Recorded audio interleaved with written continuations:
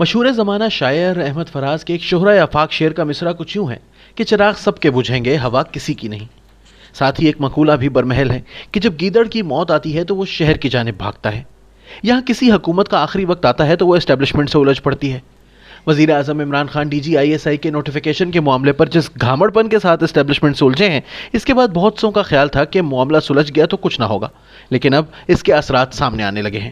بلوچستان حکومت جا چکی ہے۔ پنجاب میں تحریک عدم اعتماد کی باز گشت بھی سنائی دے رہی ہے، اور میڈیا رپورٹس کے مطابق پنجاب میں تحریک عدم اعتماد کے لیے پیپلز پارٹی اور نون لیگ ایک دوسرے کے قریب آ گئی ہیں، جبکہ مسلم لیگ نون کے پنجاب کے صدر رانا ثناء اللہ نے پنجاب میں تحریک عدم اعتماد کی پیشکش کی ہے، جسے پیپلز پارٹی کے رہنما قمر زمان کائرہ نے قبول کر لیا ہے، اور دونوں سیاسی جماعتوں کے قائدین کی قیادت کا رابطہ کرانے کی تیاریاں شروع کر دی گئی ہیں۔ گزشتہ رات ملک کے باخبر صحافی مرتضی سولنگی یہ کہتے ہوئے پائے گئے کہ تبدیلی کی ہوا جو بلوچستان سے چلی تھی، اس سے پنجاب اور دیگر ملک محروم کیسے رہ سکتا ہے۔ جاوید لطیف نے کہا تھا کہ نواز شریف دسمبر میں واپس آئیں گے۔ میں نے وہ مذاق سمجھا تھا، لیکن اب میں ایسا نہیں سمجھتا۔ ان سب حالات کے باوجود بھی خان صاحب کے مخالفین اس سب کو مخالفین کی بڑکیں سمجھ رہے تھے، لیکن اب ان کے اتحادی ہی ان پر برس پڑے ہیں، اور وہ بھی دلچسپ اعلانات کے ساتھ۔ فوج کے معاملات میں مداخلت کرنے پر حکومت کے اتحادی کامل علی آغا نے وزیر اعظم عمران خان کو وارننگ دے دی ہے۔ نجی ٹی وی چینل ہم نیوز کے پروگرام میں گفتگو کرتے ہوئے سینیٹر کامل علی آغا کا کہنا تھا کہ اگر افواج پاکستان کی ڈومین میں عمران خان اس طریقے سے دخل اندازی کرتے رہے تو وہ انجام ان کو یاد ہوگا جو بے نظیر بھٹو کا ہوا تھا۔ انہوں نے جنرل کلو کی تعیناتی کی جانب اشارہ کرتے ہوئے مزید کہا کہ بے نظیر بھٹو نے اس پروسیجر کا حوالہ دے کر DGISI سے متعلق ایک فیصلہ کیا تھا، جس کے بعد ان کو اقتدار چھوڑنا پڑا تھا۔ کامل علی آغا نے کہا کہ میاں نواز شریف نے بھی یہی پنگا لیا تھا اور ان کو بھی وہ بھگتنا پڑا۔ یہ سب چیزیں حقائق ہیں۔ سب سے دلچسپ طور پر انہوں نے کہا کہ حقائق کو چھوڑ کر پروسیجر کے پیچھے جانے کی کوشش میرے نزدیک بہت بڑی حماقت ہے۔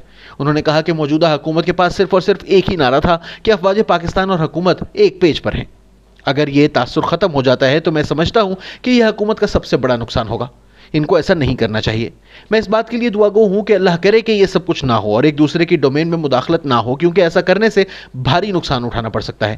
جو طریقہ کار چل رہا ہے، وہ روایت چلی آ رہی ہے، اسی کو لے کر چلنا چاہیے۔ عمران خان کو کسی کے کہنے پر یہ شو آف پاور کرنے کی کوشش نہیں کرنی چاہیے تھی۔ سینیٹر کامل علی آغا نے مزید کہا کہ اگر کوئی ایسی صورتحال پیدا ہوئی کہ ہمیں عمران خان اور اداروں میں سے کسی ایک کا انتخاب کرنا پڑا تو ہم اداروں کے وقار پر کسی قسم کا سمجھوتا نہیں کریں گے، اور اس میں کوئی شک نہیں ہے۔ معاملہ اب دلچسپ مرحلے میں داخل ہو گیا ہے۔ وزیر اعظم نے جس انداز سے ملک کے طاقتور ترین ادارے کو معطل کیے رکھا وہ خطرناک تھا۔ یہاں سوال اٹھتا ہے کہ کیا انہوں نے یہ کرتے ہوئے اپنے اختیار سے تجاوز کیا؟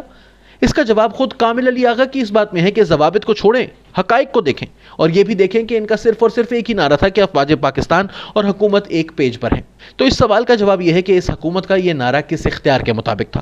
ایسے میں تصویر واضح ہے کہ جن پتوں پر تکیہ تھا وہ ہوا دینے لگے ہیں۔ وہ بیساکھیاں جو سیاسی طور پر اپاہج بچے کو پکڑائی گئی تھیں وہ لرز اٹھی ہیں۔ اس میں حکومت کا سیاسی و حکومتی توازن کیسے زائل ہوتا ہے، اور کیا وہ لڑکھڑا کر باقی وقت پورا کرتی ہے یا پھر ایک دن اچانک معمولی سی دھمک کے ساتھ زمین بوس ہو جاتی ہے، یہ دونوں صورتحال ملک کی تاریخ میں ایک اور افسوسناک باب کا اضافہ کریں گی۔ لیکن ایک بات طے ہے کہ عمران خان جس رفتار اور جس شدت کے ساتھ اپنے مخالفین کو ٹھکانے لگانے میں جٹے رہے، اسی رفتار سے معیشت فارغ ہوتی گئی۔ اب فارغ معیشت کے ہاتھوں ذلیل ہوتے عوام ان کے ساتھ ہیں، نہ پارلیمنٹ۔ اسٹیبلشمنٹ سے ان کی مٹبھیڑ شروع ہو چکی۔ یہ گڑھا انہوں نے خود کھودا اور اب اسی کے دہانے پر آن پہنچے ہیں۔ ایسے میں اس ملک کی آئینی اور جمہوری تاریخ دہرانے سے شاید کوئی فائدہ نہیں ہوگا۔ اس کا بس نوحہ ہی پڑھا جا سکتا ہے، سو ہم پڑھے جاتے ہیں۔